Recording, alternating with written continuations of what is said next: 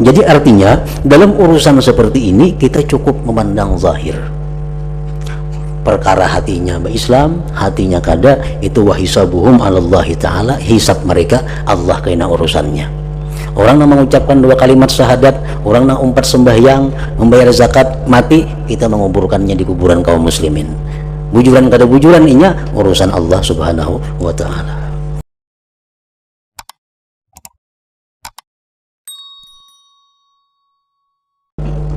Bahwa Rasulullah Shallallahu Alaihi Wasallam bersabda, aku diperintahkan bahwa aku perangi manusia sehingga mereka bersaksi bahwa tidak ada Tuhan selain Allah dan bahwa Muhammad Rasulullah, dan mendirikan salat dan menunaikan zakat.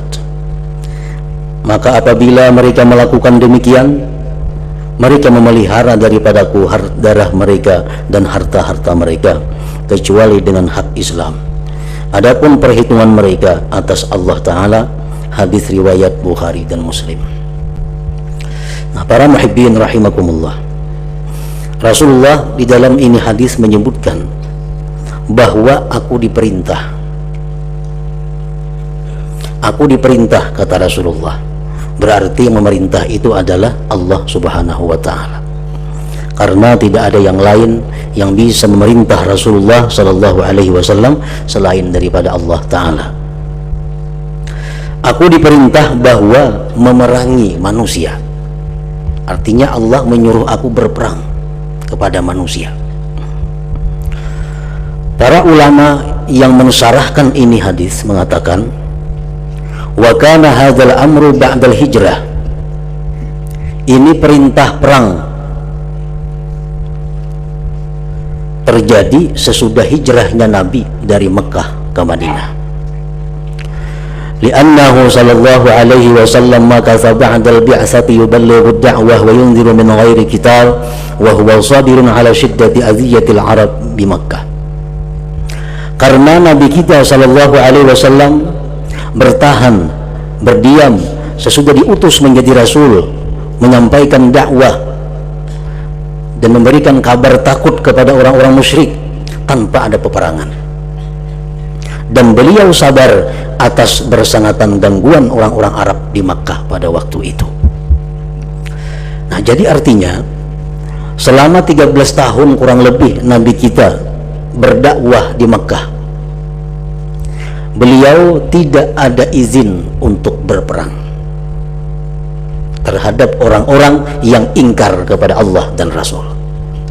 Jadi dalam waktu 13 tahun itu Rasulullah dan para sahabat hanya bersabar, hanya menahan diri bagaimanapun gangguan, cobaan yang menimpa mereka.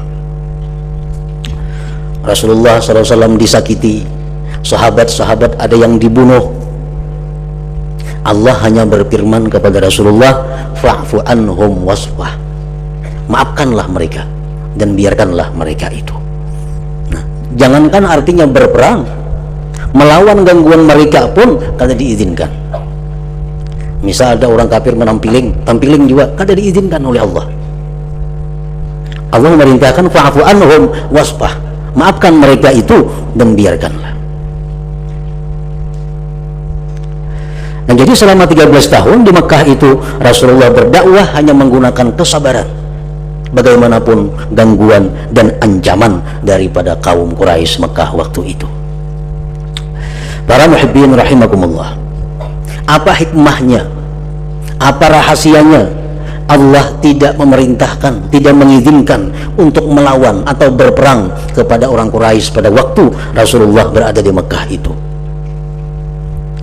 Para ulama menjelaskan, al-muslimun fi Makkah qalil, orang muslim itu di Mekah pada waktu itu sedikit, sedangkan mayoritas orang Mekah itu adalah penyembah berhala. Nah, kalau umat Islam yang sedikit ini berperang melawan mereka, tentu akan kalah dan agama Islam akan hilang di permukaan bumi ini. Itu pertama. Yang kedua, hikmahnya tidak diizinkan berperang di Mekah itu tadribu nufusil mu'minin ala sabar, melatih jiwa orang yang mukminin atas bersabar menghadapi ujian dan cobaan maupun ancaman itu. Jadi Allah melatih Nabi dan para sahabat ini supaya benar-benar sabar menghadapi apa yang dilakukan oleh orang musyrikin. Yang ketiga, mereka mengatakan bahwa hikmahnya kenapa di Mekah tidak diizinkan berperang, an la tusara harbun damawiyah dakhilal buyut, bahwa tidak berkubar peperangan berdarah di dalam rumah. Karena pada waktu di Mekah itu ada yang anak Islam, abahnya kada Islam. Ada yang satu orang Islam, saudara serumahnya kada Islam. Nah, kalau diizinkan berperang oleh Allah Ta'ala pada waktu itu, akan terjadi peperangan di dalam rumah-rumah tangga mereka. Nah, begitu sudah hijrah ke Madinah, sudah terpisah di mana orang Islam, di mana orang kafir, baru Allah Subhanahu wa Ta'ala mengizinkan kepada Nabi kita dan para sahabat untuk berperang melawan kaum musyrikin itu. Nah, itu antara lain hikmahnya kenapa Allah tidak mengizinkan di Mekah itu berperang dengan orang-orang musyrik. Para muhibbin rahimakumullah, dari apa yang diterangkan oleh ulama kita tentang perjalanan Rasulullah Shallallahu Alaihi Wasallam, di situ sangat jelas bahwa Allah Ta'ala itu selalu tadrij, selalu bertahap di dalam melaksanakan aturan-aturan dan perundang-undangan dan pekerjaan lainnya. Nah, jadi kadang mau langsung, itu sudah sunnatullah. Tahapan-tahapan itu ada. Bagaimana tahapan-tahapan sehingga kita diizinkan berperang, kada langsung disuruh berperang. Dan hukum-hukum yang lain pun demikian. Pada waktu zaman Rasulullah SAW selalu ada tahapan-tahapan sampai akhirnya kepada yang dimaksud. Pertama, di situ Allah Subhanahu wa Ta'ala mengingatkan kepada kita tentang kejadian kita. Kejadian manusia dalam perut ibu bertahap, mulai dari setitis mani, segumpal darah, segumpal daging, hanyar jadi janin, sekian bulan hanyar keluar. Nah, itu memerlukan tahapan-tahapan sehingga sampai 9 bulan 9 hari baru lahirlah ini manusia. Padahal Allah kuasa, Allah mampu menjadikan langsung manusia jadi tanpa tahapan-tahapan itu. Tetapi sunnatullah, jalan Allah sudah menentukan demikian. Nah, para muhibbin rahimakumullah, nah begitu pula halnya dengan hukum-hukum yang lain, ada tahapan-tahapannya. Seperti yang sering kita dengar, masalah-masalah yang sudah menjadi budaya kebiasaan orang Arab, itu apabila Allah hendak melarang, pasti Allah menggunakan tahapan-tahapannya. Contohnya yang sering kita sebutkan adalah riba. Nah, riba ini adalah kebiasaan orang Arab zaman jahiliyah waktu itu. Jadi orang Arab ini kadang akan menghutangi bila kada berbunga. Itu sudah kebiasaan Arab jahiliyah. Nah, begitu Islam datang, kada langsung agama Islam ini melarang riba itu tidak boleh, riba itu haram, kada langsung. Kenapa? Karena riba ini hampir dilakukan oleh tiap-tiap rumah di zaman jahiliyah itu. Nah, para ulama ahli tafsir menjelaskan bahwa sedikitnya ada 4 tahap Allah melarang riba itu, dan semuanya ada di dalam Al-Quranul Karim. Nah, Rasulullah bersabda, umirtu an uqatilan nas, aku diperintahkan bahwa aku memerangi manusia. Siapa manusia dimaksud itu? Yang dimaksud manusia di situ adalah jami'ul kufar, seluruh orang kafir. Wa tarikus salah, orang yang meninggalkan sembahyang. Wa mani'uz zakah, orang yang enggan berzakat. Rasulullah diperintah Allah memerangi orang yang kafir, memerangi orang Islam tapi kada sembahyang, memerangi orang Islam yang kada berzakat. Nah, pengertian memerangi itu bukan berperang semata. Pengertian memerangi itu banyak. Misalnya menetapkan kepada mereka orang kafir denda.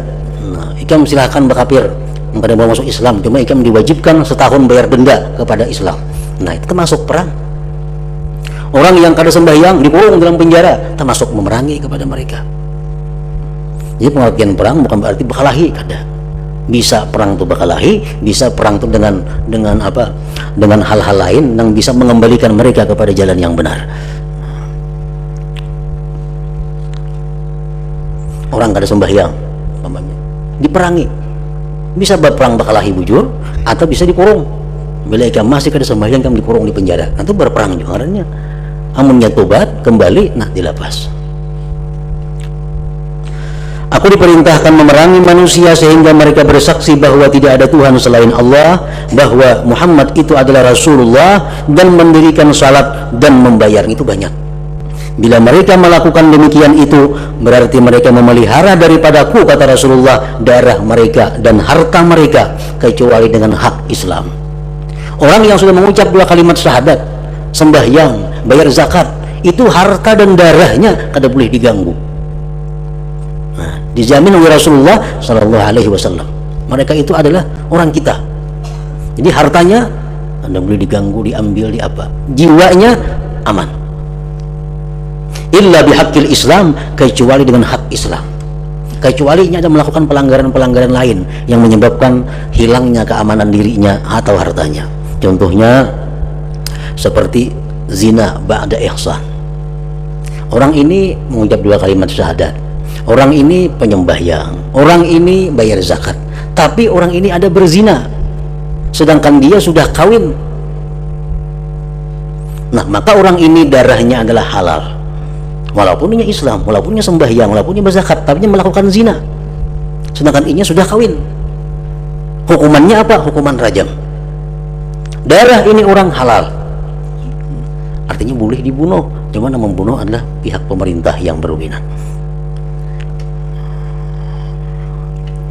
Kufrun ba'da iman, inya Islam, inya penyembahyang, inya pemuasa, itu bermurtad inya. Nah, orang murtad ini darahnya halal, bisa dibunuh oleh yang berkuasa. Atau dia membunuh orang lain, inya Islam, inya penyembahyang, inya bayar zakat, tapi inya membunuh orang dengan tidak benar. Nah, maka orang ini berhak untuk dibunuh sebagai qisas terhadap dirinya. Nah, para muhibbin rahimakumullah, orang yang melakukan perzinahan sesudah dia kawin, ini darahnya adalah perai dan kuburannya boleh diinjak-injak. Orang yang kada sembahyang mati, itu darahnya perai, kuburannya boleh diinjak-injak, dihinakan. Nah, kalau mereka itu selamat daripada hal-hal yang demikian, kada berzina, kada berkafir, kada membunuh orang, maka dengan keislamannya, dengan sembahyangnya, dengan zakatnya, ya sudah cukup menjaga dirinya, menjaga darahnya, menjaga hartanya daripada gangguan-gangguan orang. Wa hisabuhum 'ala Allah Ta'ala, dan hisab mereka itu atas Allah. Masalahnya bujur-bujur Islam itu di mulutnya aja, hatinya kada, itu urusannya Allah. Pokoknya bila ada orang mengucap la ilaha illallah atau ada mengucap 2 kalimat syahadat, orang itu sudah Islam. Perkara hatinya jadi dustaiku, itu urusannya lawan Tuhan. Tapi di sisi kita sudah menampakkan ini sebagai seorang muslim. Rasulullah Sallallahu Alaihi Wasallam bersabda, ma umirtu an asyukka an qulubin nas. Aku tidak disuruh, aku tidak diperintah aku membelah hati manusia. Ya Nabi, aku kada disuruh membelah hati manusia. Artinya apa? Kalau orang mengucap syahadat itu Islam, kada disuruh membelah bujuran kada hatinya berislam atau mulutnya aja, nah itu kada disuruh. Nah, oleh karena itu Rasulullah SAW pernah marah kepada salah seorang sahabat beliau yang bernama Usamah bin Zaid. Usamah bin Zaid ini dikirim Rasulullah untuk berperang kepada kabilah Juhainah. Berangkat Usamah beserta rombongan berperang di sana. Lalu begitu berperang di sana, ada seorang laki-laki begitu ditemui oleh Usamah, la ilaha illallah, yang laki-laki itu. Usamah tetap membunuh laki-laki itu. Nah, dikabarkan orang kepada Rasulullah, wahai Rasulullah, jadi orang Usamah membunuh, padahal yang dibunuhnya sudah mengucap la ilaha illallah. Nah, Nabi kita marah, kenapa engkau bunuh wahai Usamah sedangkan dia sudah mengucap la ilaha illallah? Ujar Usamah, ulun mengira itu takutan mana aja, inya kapelipitan sudah la ilaha illallah. Nah, lalu ujar Nabi, bahalla syakakta an qalbi, ia membalah ke hatinya maka tahun itu. Nah, para muhibbin rahimakumullah, jadi artinya dalam urusan seperti ini kita cukup memandang zahir. perkara hatinya Islam, hatinya kada, itu wahisabuhum alallahi ta'ala, hisab mereka Allah kena urusannya. Orang yang mengucapkan 2 kalimat syahadat, orang yang umpat sembahyang, membayar zakat, mati, kita menguburkannya di kuburan kaum muslimin. Bujuran kada bujuran inya urusan Allah subhanahu wa ta'ala. Nah, selanjutnya hadis yang ke-9. Ila hadratin Nabi sallallahu alaihi wasallam, al-Fatihah.